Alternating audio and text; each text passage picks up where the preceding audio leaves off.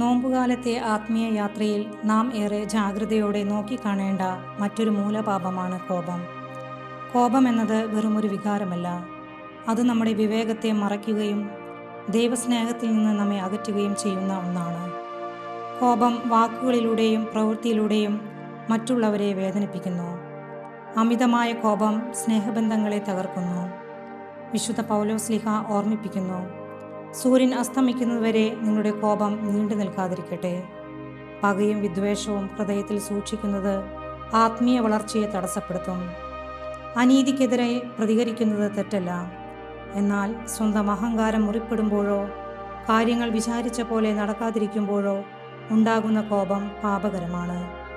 ഇത് നമ്മെ അക്ഷമരിലേക്കും ക്രൂരതയിലേക്കും നയിക്കുന്നു.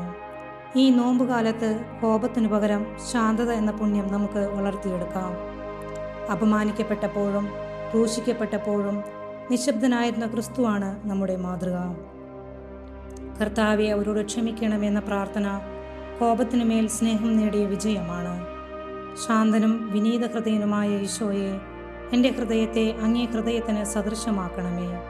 പ്രകോപനത്തിൻ്റെ നിമിഷങ്ങളിൽ അക്ഷമനാകാതെ ശാന്തതയോടെ പെരുമാറാൻ എന്നെ സഹായിക്കണമേ.